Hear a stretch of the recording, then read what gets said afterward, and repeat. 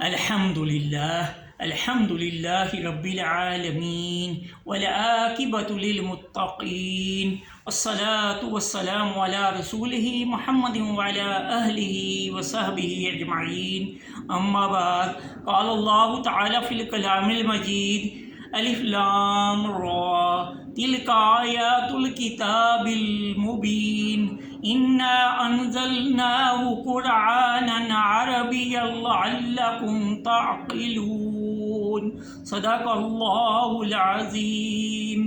نہایتی قابل احترام سامعین محترم، آج کی میری گفتگو کا عنوان ہے عظمت قرآن اور امت مسلمہ۔ تو سامعین محترم، قرآن مجید اللہ رب العالمین کے آخری رسول محمد مصطفیٰ صلی اللہ علیہ وسلم پر اتاری جانے والی اللہ رب العالمین کی آخری کتاب ہے۔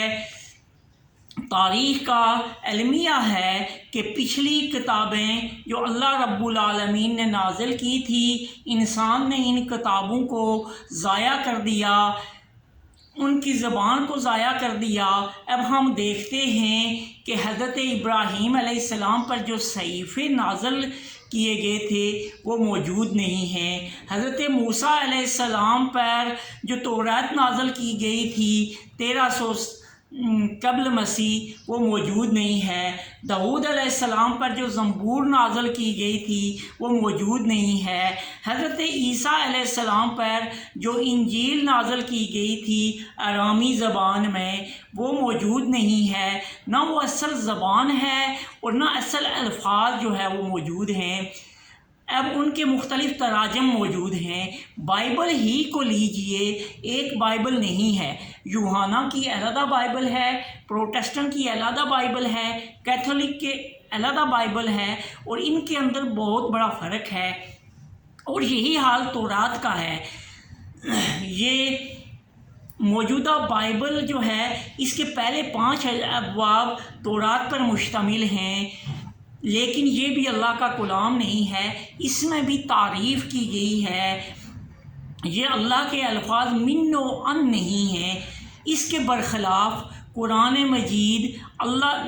مجید جو ہے وہ من و ان عربی زبان میں اللہ رب العالمین کا کلام ہے، اور یہ محمد مصطفیٰ صلی اللہ علیہ وسلم کا کلام نہیں ہے، یا قرآن کے بارے میں کوئی تاریخی کتاب نہیں ہے، بلکہ یہ اللہ ہی کا کلام ہے،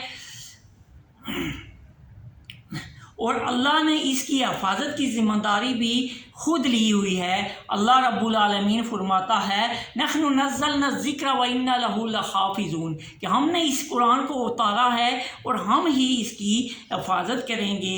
یہ دنیا کی کتابوں کے مقابلے میں بڑی عجیب و غریب کتاب ہے۔ جیسا کہ ہم سائنس پڑھتے ہیں تو اس کا ایک چیپٹر ہوتا ہے اور اس میں رد و بدل ہوتا رہتا ہے، کبھی مفروضے غلط ہو جاتے ہیں، اور اس میں جدید سائنس اس کو مسترد کر دیتی ہے اور نیا فارمولہ لے آتی ہے۔ اس کے برعکس قرآن مجید کے مضامین جو ہیں وہ ایک دوسرے سے مربوط ہیں، ایک دوسرے کے ساتھ پابست ہیں، ایک دوسرے کے ساتھ جڑے ہوئے ہیں۔ اگر بات ہوتی ہے تاریخ کی تو اس کے فوراً بعد دوزخ اور جنت کا موضوع آ جاتا ہے، شروع ہو جاتا ہے، اور کوئی حکم دیا جاتا ہے کہ یہ کرو اور یہ مت کرو تو اس کے فوراً بعد جنت اور دوزخ کا موضوع آ جاتا ہے۔ یہ عقائد کی کتاب بھی ہے اور اس میں عقائد کی بہت ساری معلومات ہیں۔ یؤمنون بالغیب، یعنی یہ غائب کا جو ہے وہ غائب کے اوپر ایمان لانا۔ اللہ جو ہے وہ چھپا ہوا ہے، فرشتوں کو ہم نے نہیں دیکھا، جنت و دوزخ کو ہم نے نہیں دیکھا، یہ چھپی ہوئی چیزوں کا علم دینے والی کتاب ہے۔ دوسری طرف یہ عبادات کی کتاب ہے، روزے، حج اور زکوٰۃ اور نماز کے بارے میں یہ ہمیں بتاتی ہے، احکامات دیتی ہے۔ تیسری طرف یہ معاشرت کے احکامات دیتی ہے، طلاق کے اور نکاح کے احکامات دیتی ہے۔ چوتھی طرف یہ اخلاقیات کے بارے میں بتاتی ہے کہ یہ اچھے اخلاق ہوتے ہیں اور یہ برے اخلاق ہوتے ہیں۔ ان کو اپناؤ اور ان کو چھوڑ دو۔ اسی طرح یہ معاملات کی کتاب ہے، یہ لین دین کے بارے میں بتاتی ہے، سود کے بارے میں بتاتی ہے اور تجارت کے بارے میں بتاتی ہے۔ یہ معاشرے کے بارے میں بھی بتاتی ہے کہ پڑوسیوں اور رشتہ داروں کے ساتھ کیسا سلوک کرو اور ان کے ساتھ کس انداز سے رہو۔ یہ سیاست کی کتاب بھی ہے، اس میں سیاست کے احکام بھی بتائے گئے ہیں، داخلہ اور خارجہ پالیسی بتائی گئی ہے۔ پھر اس میں دیوانی قانون بھی ہیں اور فوجداری قانون بھی ہیں، کریمنل لا بھی اس میں ملتا ہے۔ اور پھر یہ تاریخ پر تبصرہ بھی کرتی ہے، قوموں کے عروج اور زوال پہ بھی بات کرتی ہے، اور یہ عجیب و غریب کتاب ہے۔ دنیا اس جیسی کتاب نہ تو دنیا میں کہیں آئی ہے اور نہ کبھی آئے گی۔ اللہ رب العالمین نے اس کے بارے میں خود چیلنج کیا ہے۔ اللہ رب العالمین فرماتا ہے قُلْ إِن كُنتُمْ فِي رَيْبٍ مِّمَّا نَزَّلْنَا عَلَىٰ عَبْدِنَا فَأْتُوا بِسُورَةٍ مِّن مِّثْلِهِ۔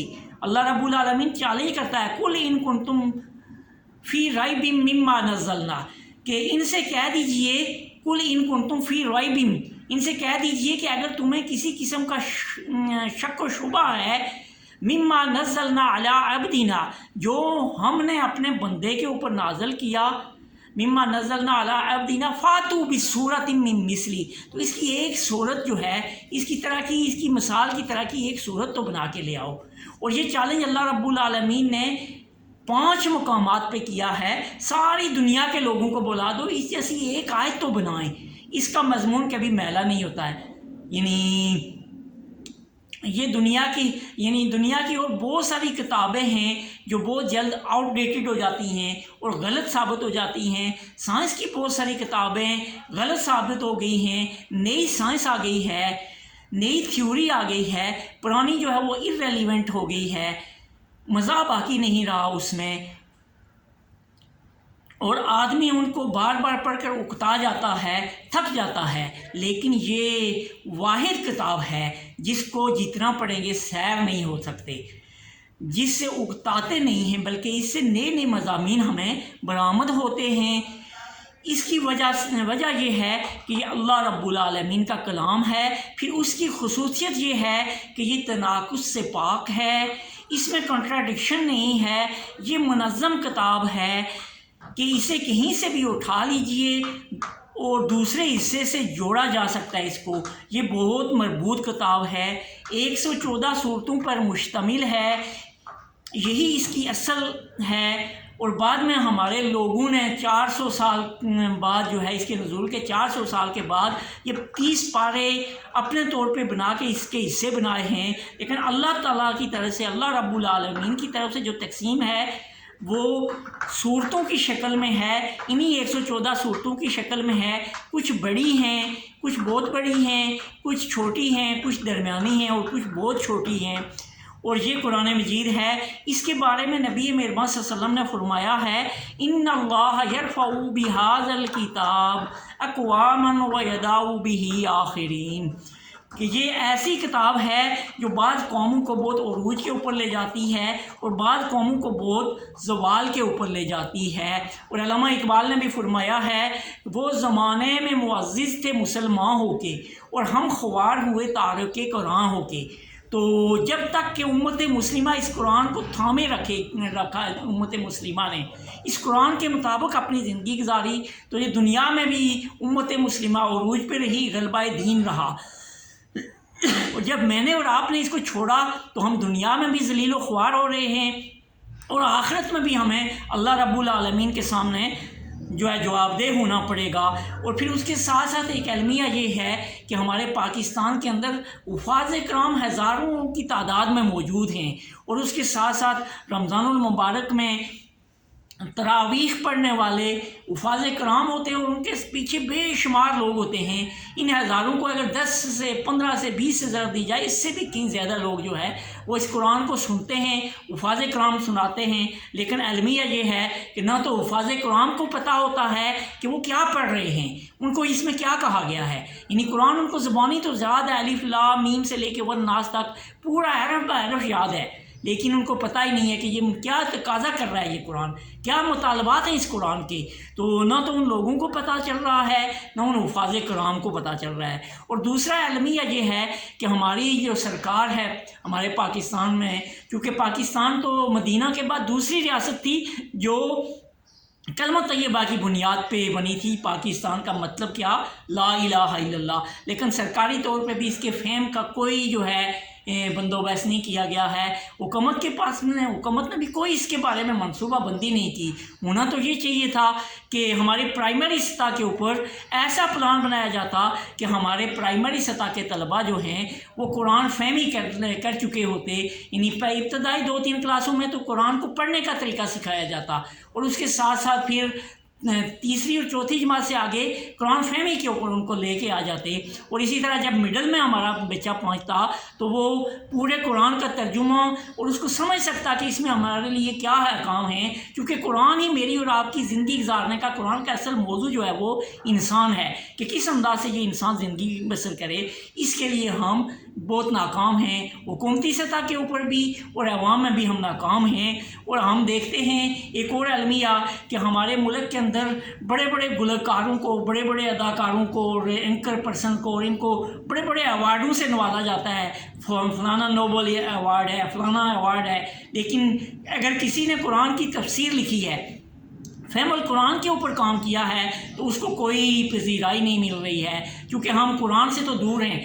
یعنی ہمیں پتہ ہی نہیں ہے کہ ہمارا یہ قرآن ہم سے مطالبہ کیا کر رہا ہے. ہونا تو یہ چاہیے کہ ہمارا جو آدمی مفسر جو تفسیر لکھے تو اس کو تو ہمیں سر کے اوپر بٹھانا چاہیے، ایوارڈ اس کو دینا چاہیے. لیکن یہ چیز جو ہے ہمارے ملک سے بالکل غائب ہے. اور دوسرا ہمارا اہم المیہ جو ہے وہ یہ ہے کہ ہمارا جو انٹیلیجنشیا ہے، ہمارے ججز کو قرآن فہمی کا کوئی پتہ نہیں ہے، ہمارے پروفیسرز حضرات کو قرآن فہمی کا کوئی پتہ نہیں ہے، ہمارے وکلاء جو ہے وہ قرآن سے نابلد ہیں، ہمارے اساتذہ قرآن سے نابلد ہیں، ہمارے سیاستدان جو ہیں وہ اس قرآن سے نابلد ہیں، ہمارے ماہرین معاشیات جو ہے وہ اس قرآن سے نابلد ہیں، ہمارے ماہرین اقتصادیات جو ہے وہ اس قرآن سے نابلد ہیں. حالانکہ ان سب کے لیے بہت ضروری ہے. ججز کو جو ہے قرآن فہمی کا پتہ نہیں ہے تو وہ اپنے فیصلے جو ہے وہی مغرب کے قوانین کے مطابق کرتے ہیں، جبکہ اس قرآن کے اندر پورے قوانین موجود ہیں. ہونا یہ چاہیے کہ ہمارا جج بھی اس قرآن فہمی کو حاصل کرنے کے بعد جو وہ جج بنے، ہمارا پروفیسر بھی اس قرآن کو حاصل کرنے کے بعد، چاہے وہ سائنس پڑھتا ہو، انگلش پڑھتا ہو، میتھ پڑھتا ہو، جو بھی اس کا سبجیکٹ ہو، یا جو جنرل نالج ہے وہ پڑھتا ہو، لینگویجز پڑھتا ہو، اس کو قرآن فہمی اس کے اندر ہونی چاہیے. ہمارے وکلاء کو قرآن کے اوپر جو ہے وہ عبور ہونا چاہیے، کیونکہ جب وہ کسی کی وکالت کریں تو ان کو پتہ ہونا چاہیے کہ قرآن کس انداز سے وکالت کرنے کو کہتا ہے. ہمارے اساتذہ جو کہ بنیادی طور پہ قوم کے معمار ہیں، ان کو اس قرآن کو سیکھنا چاہیے، ان کے اندر قرآن فہمی ہونی چاہیے. اور ہمارے سیاستدان جنہوں نے اس ملک کی باغ دوڑ سنبھالنی ہوتی ہے، ملک کے لیے قوانین بنانے ہوتے ہیں، اس ملک کی جو حکمرانی کرنی ہوتی ہے، ان کو نہیں پتہ ہے کہ ہمارا قرآن ہم سے کیا مطالبہ کرتا ہے. اسی طرح ہمارے معاشیت دان، ان کو اس قرآن کے اوپر قرآن فہمی ہونی چاہیے کہ ہماری اسلامی معیشت کیا ہے. اسی طرح ہمارے ماہرین اقتصادیات کہ اقتصادی نظام اسلام کے مطابق کیا ہے. یہ ساری چیزیں جب تک نہیں ہوں گی تو پھر کیا ہوگا کہ وہ زمانے میں معزز تھے مسلمان ہو کے اور ہم خوار ہوئے تارک قرآن ہو کے. تو یہ ترک قرآن کی ہی وجہ ہے کہ جس کی وجہ سے اس وقت امت مسلمہ پستی کی طرف جو ہے وہ جا رہی ہے. تو اس لیے ضروری یہ ہے کہ میں اور آپ اس قرآن کے اوپر فہم حاصل کریں، عربی زبان کو سیکھیں. جس طرح کہ یعنی آپ دیکھیں کہ نبی محمد صلی اللہ علیہ وسلم کے اوپر یہ عربی زبان میں نازل ہوا. اور میں نے آپ کے سامنے جو سورت تلاوت کی، سورہ یوسف کی ابتدائی آیات تلاوت کی، تو اس میں بھی اللہ رب العالمین نے فرمایا الف لام را، یہ حروف مقطعات ہیں. اس کے بارے میں اللہ اور اس کا رسول بہتر جانتے ہیں. تو آگے فرمایا گیا تلک آیات الکتاب المبین، یہ آیات ایک کھلی کتاب کی صورت میں، قرآن ایک کھلی کتاب ہے، یہ پوری انسانیت کے لیے دعوت ہے، یہ ذریعہ نجات ہے، پوری انسانیت کے لیے راہ ہدایت ہے. اس لیے فرمایا گیا تلک آیات الکتاب المبین، تلک آیات الکتاب المبین انا انزلناہ قرآنا عربیا لعلکم تعقلون. انا انزلناہ قرآنا، بے شک ہم نے نازل کیا اس قرآن کو عربی لعلکم تعقلون، عربی زبان میں نازل کیا تاکہ تم عقل حاصل کرو، تم شعور حاصل کرو، عقل پاؤ۔ تو یہ قرآن اگر میں اور آپ اس کو سیکھیں گے تو ہماری عقل بھی بڑھے گی، کیونکہ اللہ رب العالمین کے یہ الفاظ ہیں، تو ہماری فہم و فراست بڑھے گی، ہماری جستجو بڑھے گی، ہمارا ذہن کھلے گا۔ لیکن وہ کیسے کھلے گا؟ کہ میں اور آپ اس قرآن کے داعی بنیں، میں اور آپ اس قرآن کا فہم حاصل کریں، اور اس کے لیے میں اپنے حکمرانوں سے بھی دردمندانہ اپیل کرتا ہوں کہ کل اللہ رب العالمین آپ کے گریبان پکڑے گا، اور اللہ رب العالمین آپ سے پوچھے گا کہ آپ نے جو ملک حاصل کیا تھا پاکستان کا مطلب کیا، لا الہ الا اللہ، تو اس کے اوپر آپ کہاں تک اترے۔ اور اسی طرح بحیثیت مسلمان، کیونکہ نبی مہربان صلی اللہ علیہ وسلم نے فرمایا ہے بلغوا انی ولو آیا، کہ میری طرف سے تم پہنچا دو خواہ ایک آیت بھی ہو۔ تو مجھے اور آپ کو بھی اس کا ابلاغ کرنا ہے، یعنی سب سے اہم ذمہ داری تو ہماری سرکار کی ہے۔ اگر سرکار نہیں کچھ کر رہی ہے تو مجھے اور آپ کو اپنے حصے کا کام کرنا ہے، ایک ایک آیت کو خود بھی سیکھنا ہے، اور امت مسلمہ ملت اسلامیہ پاکستان کے ہر جوان، بوڑھے، بچے، مرد، خواتین سب تک جو ہے اس کا پیغام پہنچانا ہے، تاکہ ان کے ذہن جو ہے وہ کھلے، ان کے اندر ان کی عقل میں اضافہ ہو۔ چونکہ اللہ رب العالمین نے فرمایا ہے کہ انا انزلناہ قرآنا عربیا لعلکم تعقلون، تو ہماری عقل میں اضافہ ہوگا تو ہم نئی نئی چیزیں سیکھیں گے، کیونکہ سائنس نے بھی ابھی تحقیق کی ہے کہ ہماری عقل جو ہے، ہمارے ذہن نے ابھی 5% بھی کام نہیں کیا، جو دنیا کے اوپر اس وقت ترقی ہوئی ہے، ڈیولپمنٹ ہوئی ہے۔ تو میں اور آپ اگر قرآن سیکھیں گے تو ہمارے ذہن پھر اور زیادہ کھلیں گے، اور پھر ہم پوری دنیا کے اوپر سائنسی میدان میں بھی ترقی کرتے ہوئے غلبہ دین حاصل کریں گے، معاشی میدان میں بھی ترقی کرتے ہوئے غلبہ دین حاصل کریں گے، معاشرتی میدان میں بھی ہمارا معاشرہ کیسے ہونا چاہیے۔ بدقسمتی سے ہم قرآن سے دور ہیں تو ہمارے اوپر اس پوری مغربی تہذیب جو ہے وہ یلغار کیے ہوئے ہے، وہی تہذیب ہماری معاشرت کے اوپر بھی جو ہے پنجہ جمائے ہوئے ہے، وہی تہذیب ہماری سیاست کے اوپر بھی پنجہ جمائے ہوئے ہے، وہی تہذیب ہماری معیشت کے اوپر بھی پنجہ جمائے ہوئے ہے۔ تو اس کا واحد حل کیا ہے کہ میں اور آپ اس قرآن کو سیکھیں، قرآن کا فہم حاصل کریں، کیونکہ نبی مہربان صلی اللہ علیہ وسلم نے فرمایا ہے کہ یہ کتاب جو ہے اللہ تعالیٰ اس کتاب کے ذریعے بعض قوموں کو عروج دیتا ہے اور بعض کو زوال کے اوپر لے آتا ہے۔ تو میں اور آپ جو ہے وہ آئی اللہ رب العالمین کی اس قرآن کے نظام کو اس دنیا کے اوپر نافذ کرنے والے ہیں، تو میں اور آپ اس قرآن سے تعلق پیدا کریں گے تو پھر یقیناً اللہ تعالیٰ مجھے اور آپ کو عروج دے گا۔ اللہ رب العالمین سے دعا ہے کہ وہ ہمیں اس قرآن کا فہم حاصل کرنے اور اس کے پیغام کو ملت اسلامیہ پاکستان کے ہر ایک نوجوان تک پہنچانے، ہر ایک بوڑھے، بچے، مرد، خواتین سب تک پہنچانے کی توفیق عطا فرمائے۔ وآخر دعوانا ان الحمد للہ رب العالمین۔